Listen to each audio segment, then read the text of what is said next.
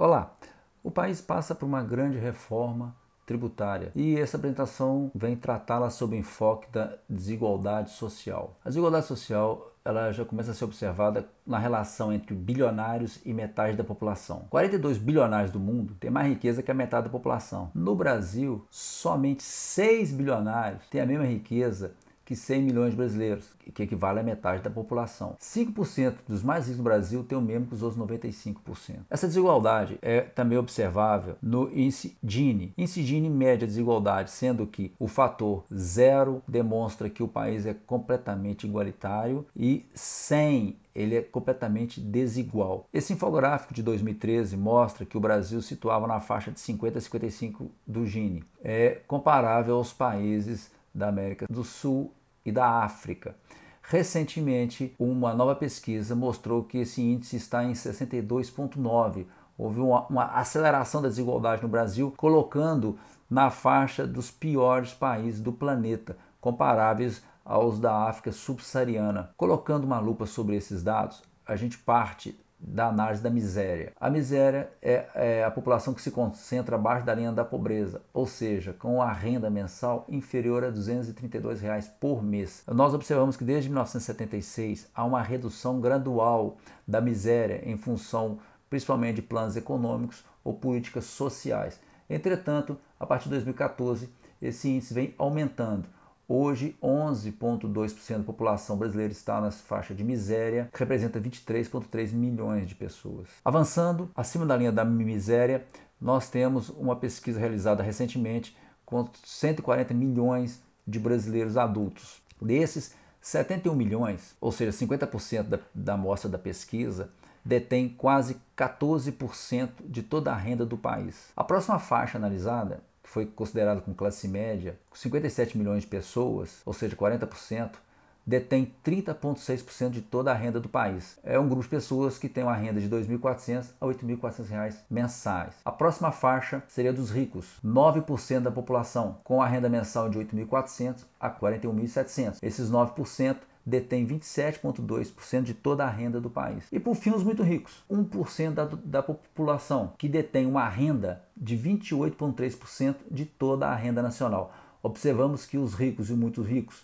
10% da população, tem metade da renda mensal. Sobre os muito ricos, que é 1% da população, o Brasil só perde para o Catar em concentração, onde lá 1% dos mais ricos detém 29% de toda a renda do país. Sobre diretamente a questão tributária, a gente precisa, antes de entrar no tema, conceituar os tipos de impostos. Renda é sobre o quanto se ganha, o patrimônio sobre quanto se tem e o consumo sobre quanto se usa ou se consome. Essa conceituação ela é mundial. Nesse próximo tabela, a gente pode observar um comparativo entre a carga tributária por tipo de imposto no Brasil e no mundo. A primeira coisa a observar, na parte inferior direita, é a quebra do mito de que a carga tributária no Brasil ela é muito alta. Ela não é. Ela está no padrão mundial. Aqui são os países da OCDE, Organização para a Cooperação e Desenvolvimento Econômico, que conta com os 36 países mais evoluídos do planeta. Então a gente vê que o Brasil, esses dados de 2015, atualmente está na faixa de 33%, ou seja, no padrão mundial. Tem países com a carga tributária bem maior que a do Brasil e outros com a carga tributária menor que a do Brasil, fazendo com que o Brasil fique na média. Aprofundando, a gente observa a tributação sobre a renda. Enquanto no Brasil 21% da carga tributária recai sobre a renda, nos países da OCDE 34%. Observamos que somente a Turquia tem uma tributação de renda menor que a do Brasil. Todos os países têm uma tributação de renda maior, destacando a Dinamarca com 63% e os Estados Unidos 49%. Ou seja, toda a renda na Dinamarca paga 63% de imposto. Sobre o patrimônio, o Brasil tem uma média de 4,4% abaixo da OCDE. Nós temos abaixo do Brasil, como exemplo, a Suécia, e acima nós temos o Reino Unido e a Coreia do Sul, que tributam 12% do patrimônio. Consumo. O consumo é mais gritante. Metade da carga tributária no Brasil, ela recai sobre o consumo de bens e serviços. Ela é muito superior à média da OCDE, 32,4%. O Brasil só perde para o Chile desse grupo selecionado, enquanto os Estados Unidos tem 17% só da carga tributária do consumo sobre a carga total. Por isso que muita gente observa que, via de regra, os preços de mercadorias nos Estados Unidos não são muito caros. Dos responsáveis por essa diferença é exatamente a tributação sobre o consumo aqui, que é muito elevada. Sobre as formas de tributação, terminando os conceitos, nós temos a ótica de quem paga ou a ótica de como se paga. Quem paga é direta ou indireta e como se paga, progressiva ou regressiva. Para entender a desigualdade social é importantíssimo entender essa tela. Tributação direta é aquela onde quem recolhe imposto é quem sofre com o ônus, como por exemplo a tributação sobre a renda e a propriedade. Quem paga o imposto de renda é quem sofre por esse pagamento, assim como IPTU e IPVA.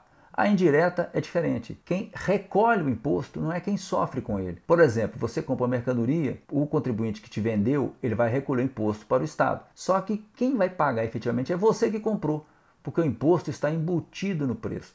Isso chama tributação indireta e recai sobre o consumo, como por exemplo ICMS, IPI e o ISS. Sobre como se paga, a tributação pode ser progressiva ou regressiva.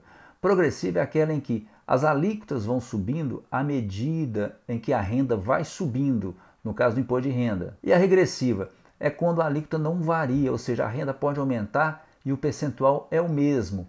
No imposto de renda, ela é progressiva até R$ 4.600, as alíquotas vão subindo até chegar nessa faixa. A partir dessa faixa, ela é fixa, 27,5% para todo mundo. Esses dois, a regressiva e a indireta, são os principais causadores da desigualdade social sob o enfoque tributário, como nós vamos ver na sequência. Inicialmente, a tributação direta sobre a renda. Nós temos no Brasil que a alíquota máxima de imposto de renda é 27,5%. Entretanto, quando se paga o imposto de renda, tem-se muito abatimento de dependente, de saúde, de educação. Então, a alíquota média nacional máxima, efetiva, é 11,8% e recai sobre a faixa de renda de 30 a 40 salários mínimos. Analisando a massa nacional de imposto de renda, nós vemos que quem ganha de 7 a 10 salários mínimos paga 5,32% de imposto de renda, que é semelhante a quem ganha mais de 320 salários mínimos. Ou seja, de 7 a 10 salários paga a mesma coisa de imposto de renda que quem ganha mais de 320 salários mínimos no país. Nós observamos aqui as alíquotas, elas vão subindo à medida que a renda aumenta, até a faixa de 30 a 40 salários mínimos. Isso é a progressividade. Ao mesmo tempo, ela é regressiva, porque a partir de 40 salários mínimos começa a diminuir a alíquota, começa a diminuir o pagamento. Isso é reflexo de quê? Ora, a gente observa aí que à medida, a barra azul clara, à medida que a renda vai subindo, a renda tributada ela vai caindo. Em compensação, na mesma proporção que a renda aumenta, as isenções também aumentam. Por isso que quem ganha menos paga mais imposto de renda no Brasil. A gente observa aqui que 70% dos rendimentos de quem ganha mais de 160 salários mínimos são isentos, contra 70% da renda de quem ganha menos é tributada. Exemplificando, quem ganha até 10 salários mínimos possui um patrimônio médio inferior a R$100 mil.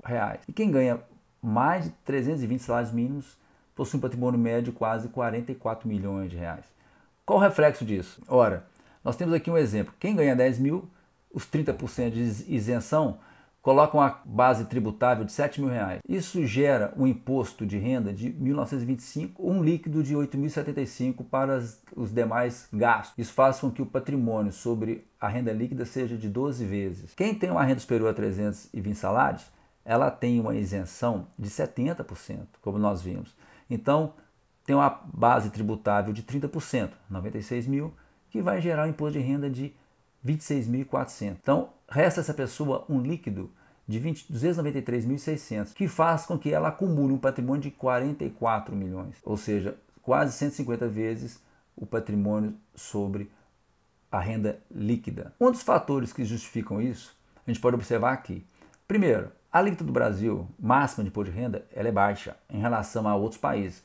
Enquanto no Brasil é 27,5%, na Suécia 56,7%, na Alemanha 45%, nos Estados Unidos 39,6%. Já é baixa aí. Isso é um fator. Outro fator, a alíquota máxima sobre dividendos. O que é dividendos? Dividendos são os lucros que os empresários recebem das empresas. Enquanto na Dinamarca, para esse lucro paga-se 42% de imposto, na França 38,5%, no Canadá 31,7%, nos Estados Unidos 21,2% e na Turquia 17,5%, no Brasil paga-se nada.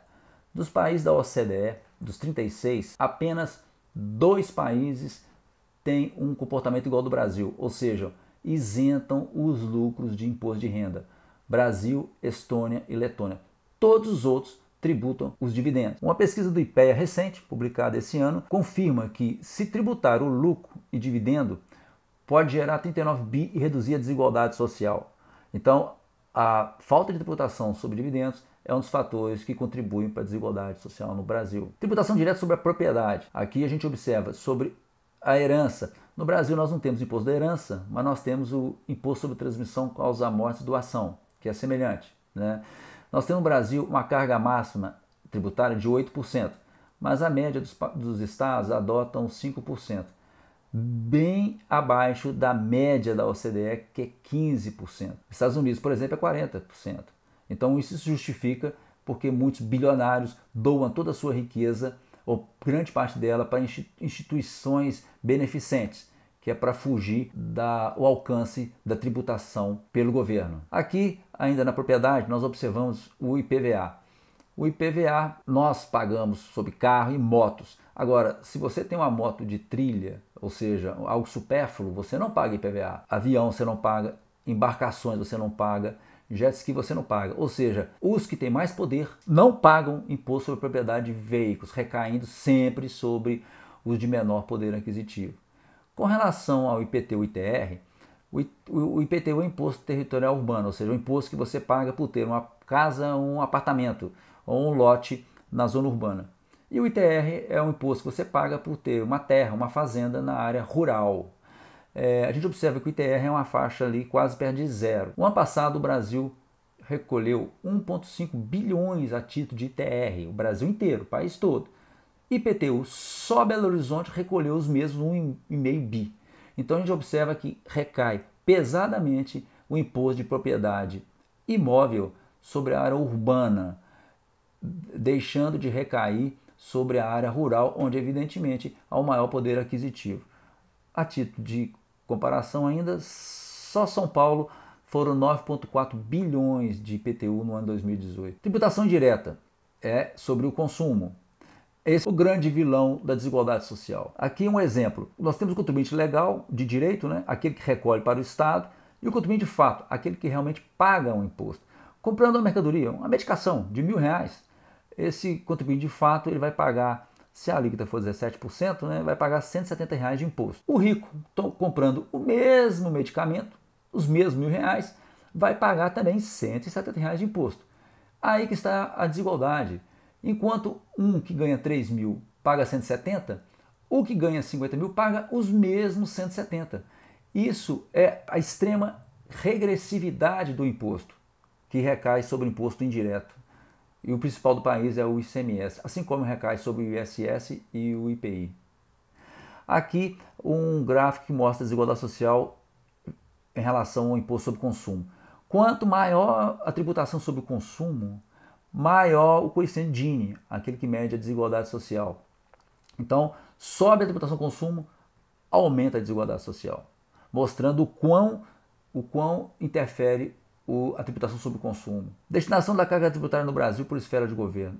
Aqui é outro fator que a gente observa que os municípios eles ficam com apenas 6,3% de toda a carga tributária do Brasil, em relação à União, com 68,3% os estados 25,4%. Há uma inversão, onde os impostos ficam distantes do cidadão.